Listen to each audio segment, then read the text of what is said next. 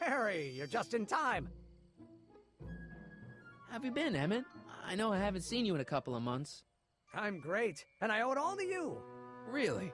Yes, that argument I had with my father during our jet drill experiment gave me the incentive to finally quit that dreary court job. I've committed myself full-time to a life of science. So, thanks for watching Einstein while I've been away. It's been a pleasure. He's proven to be a surprisingly willing test subject. It's almost as if he's been working with me for years. More like decades. What's the story with the little car and all this equipment? Einstein and I are conducting a few experiments with this 1/4 scale model to work out a few hitches in my planned demonstration at the Hill Valley Expo in a couple of months. A radio-controlled car? No. Well, yes, but it'll be so much more than that. It will amaze the world. Aha! Got it! Got what? I'll show you. Ready to go, Einstein?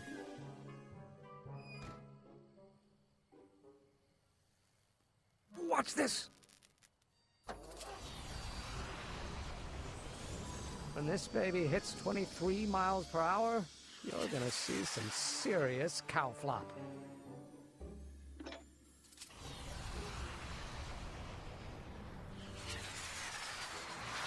Einstein! No! Get him out of there! Not to worry. I've got a fail-safe eject mechanism around here someplace.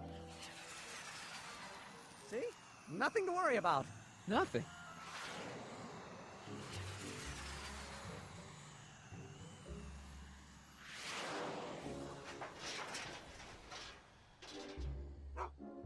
I'll go see if I can find something to help. Or someone.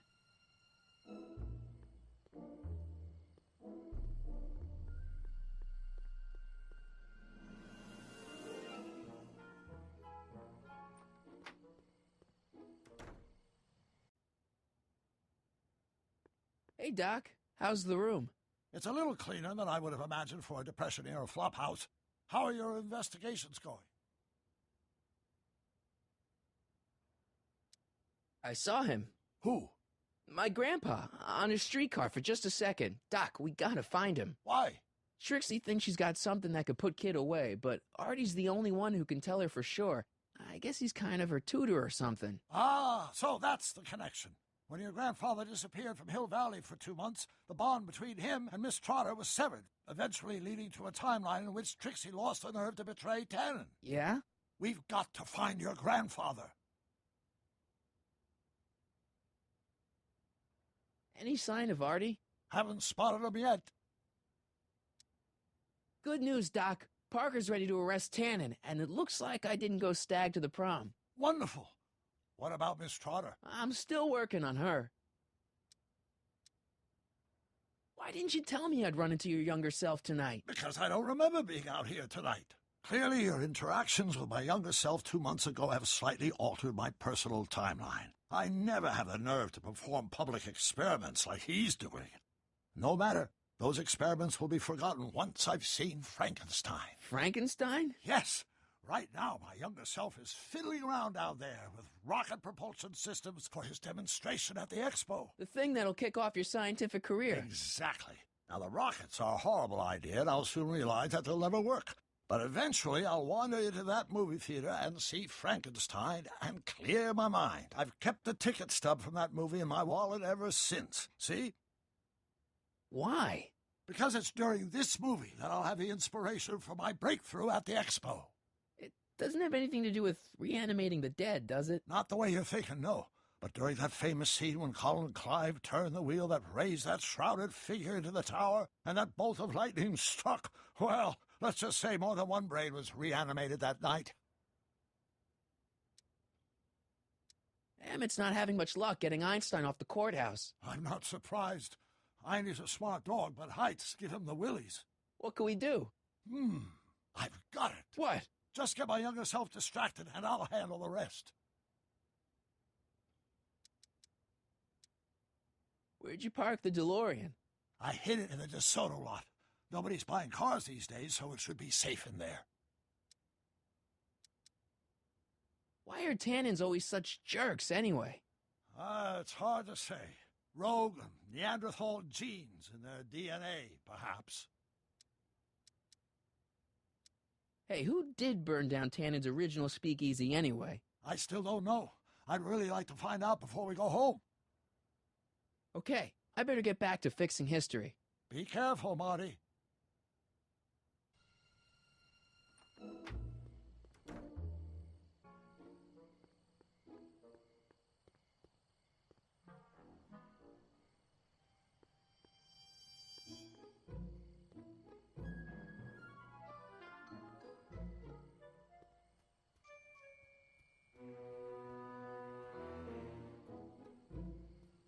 Edna! What?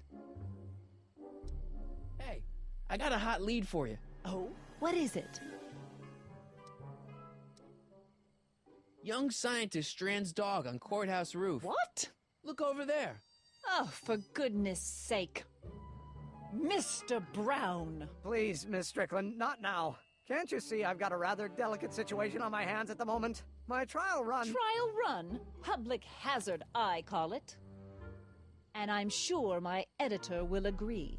This scientific enterprise of yours represents a clear and present danger to public You safety. know what represents a clear and present danger to public safety? Your singing voice.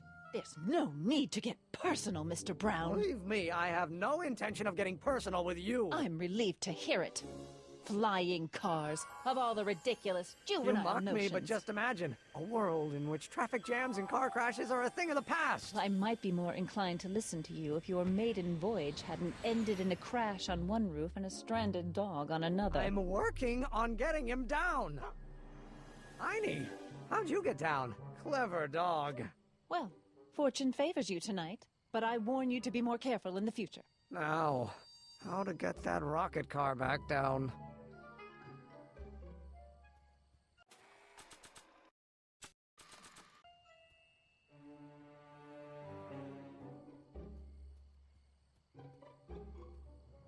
Hey, boy, take a whiff of this.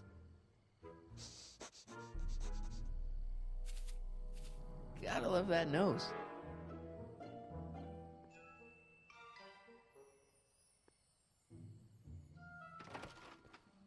I've been laying low, officer, but I've got to go to the pictures once in a while. Hello, Arthur. Officer? I'll take it from here. But We can talk at the Majestic, away from prying eyes. yeah, Einstein, you done good.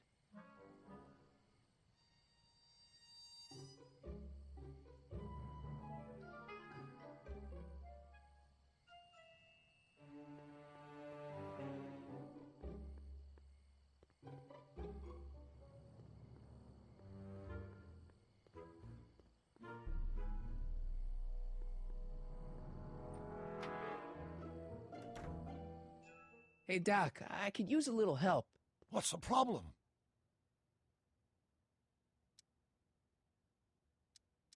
Is Artie still here? He's in the bathroom. Hey, Artie, open up. You've got a gangster to bring down. Is it time for me to meet this Sylvia? No, it's time for you to meet Trixie. Trixie says she's got something that might be able to send Kid up the river, but that you're the only one she trusts to check it out. Me? What is she? Oh, I know what she's done. Clever. Care to let us in on the secret? Sorry, guys, but if Trixie's keeping it a secret, then so am I. That's all well and good, Mr. McFly, but if you and Trixie are going to collaborate on this evidence, we'll need to arrange a rendezvous. Well, Trixie's chained to Kid's speakeasy. So we'll have to bring Arthur to Trixie. No way am I getting anywhere near that place again. I don't know how you talked me into this. Just stay back here in the shadows and don't come out until you see Trixie. You're sure I'll be safe here? Perfectly safe. We'd never make you take any unnecessary... Sagan. Where's Kid? Don't worry.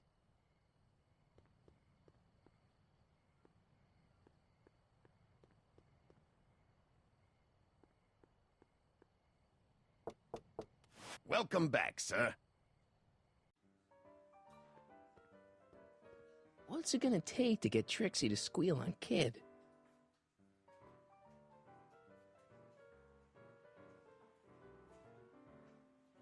Hey, What?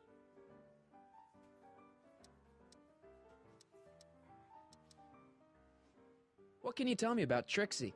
You trying to put the moves on kids, dame? No way. Good, because if you did, I'd probably be hanging you on the wall of honor. Know what I mean? Talk to you later. Hey, look! A paying customer.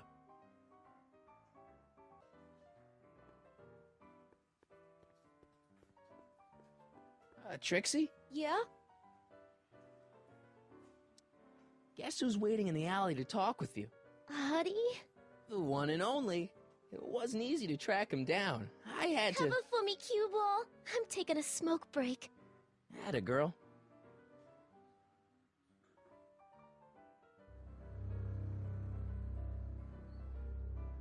Hey, you! Huh? Yeah, jerk. I saw you making eyes at my Eunice. Sorry, pal. I don't have time for a fight. Why, you... I'll never get to Carnegie Hall at this rate. All right, fella, I think you're done for the night. Hey, where do you think you're going? Me? Yeah, you. What do you know about this? Nothing. Ah!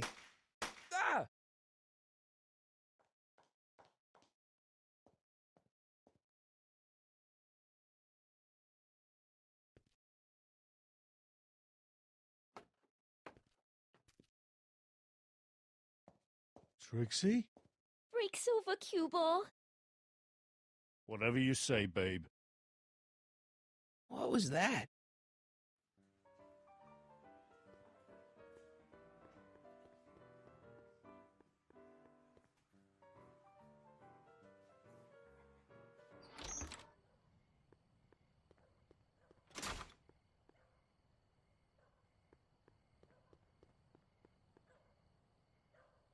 Artie? You missed a hell of a party, buddy. Kid, well, what happened? Oh, you're gonna love this. So, I'm hanging out in the club when all of a sudden I get an urge to drain the lizard, right? I come out into the alley, and who do I see? None other than that scrawny, subpoena-answering rat, Artie McFly. And get this, the little worm's whispering away all conquistadorial-like with my Trixie! Oh, no. Naturally, I pull out Kid Jr. and prepare to put a couple bullets in McFly's head, which causes Artie's nose to start bleeding because he's a big wuss. And then, What? Trixie literally gets down on her knees and begs me to let him live. Huh? Seriously, down on her knees crying and begging for McFly's life. So, what did you do? What could I do? I fired 2 shots in the air and told Artie to take a hike. Huh, that was merciful. Hey, I got plenty of mercy. Besides, now Trixie owes me big time. And Kid Tannen always collects on his debts. Always.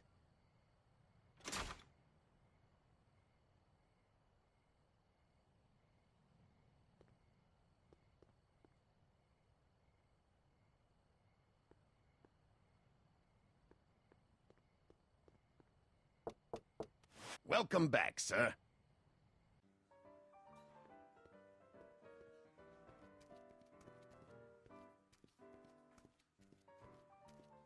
Boss? Do you mind? I'm trying to have a good time here. I think you'll want to see this. Are you crazy? Bringing a stick of dynamite into my club?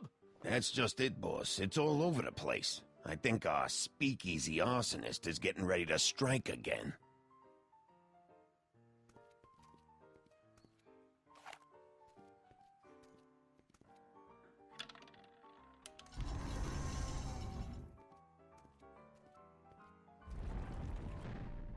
Voila!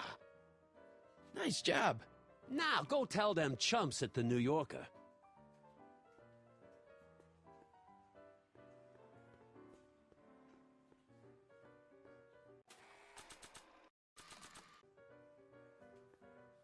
Sorry about this, Dad.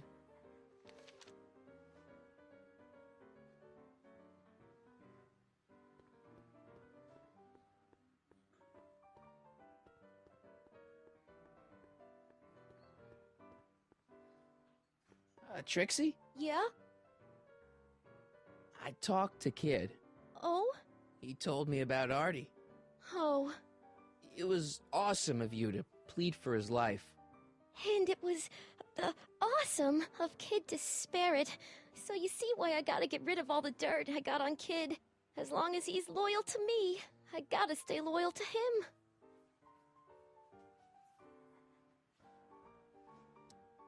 About Artie McFly. What about him? Have you heard from him? Is he okay? I think something bad might have happened to him. What? You mean Kid went back on his promise? Yeah, that's right. Oh no! Oh, poor Artie! Poor sweet little Artie! I know. That rattlesnake Kid! He can't get away with this! You gonna turn over the evidence you got against him? Am I ever? Just watch me! Wait a minute. What evidence do you have that Kid bumped Artie off? It's just a hunch. Keep your hunches for the racetrack. It ain't nice to get a girl all worked up over unsubstantiated rumors.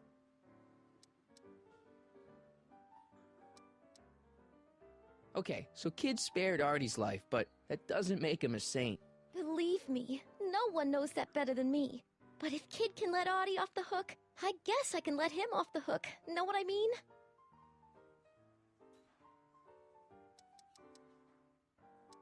Break a leg out there.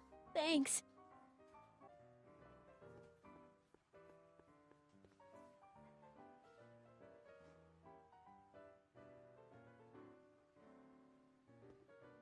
Hey, What? so about this, portrait gallery of yours. What about it?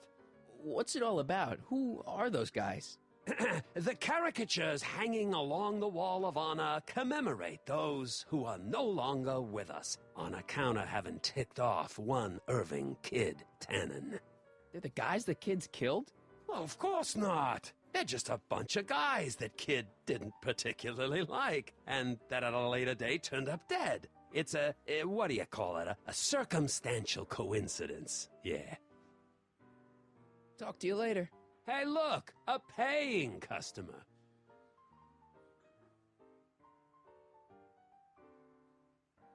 Louis the Louse, squashed in his prime.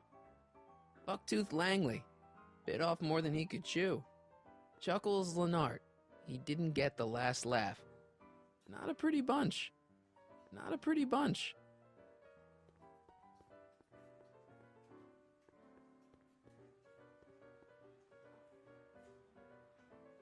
The shrew didn't burrow deep enough. Checkerboard Charlie, removed from the board. I guess someone jumped him. Not a pretty bunch. Not a pretty bunch.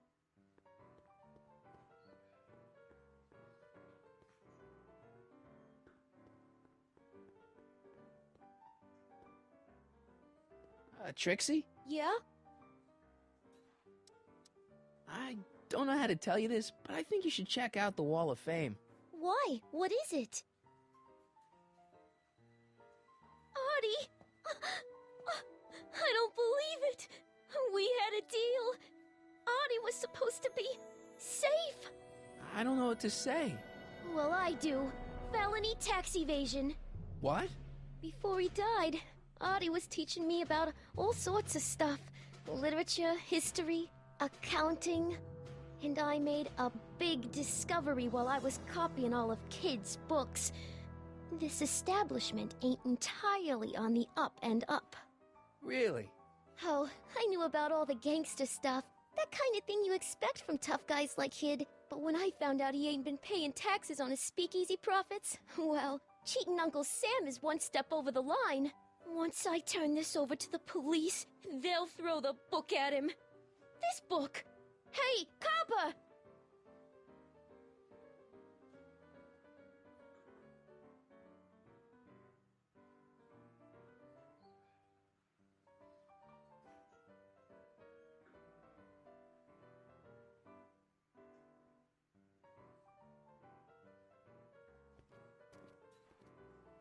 What happened to my louse of an ex-boyfriend? I don't know. Rats. I told the chief we need a team of bloodhounds like they got over in Placerville. Yeah, but in the meantime... All right, everyone, party's over. Everyone out of the speakeasy. Speakeasy? You're mistaken, officer. This is an ice cream parlor. Nice try, you. Out!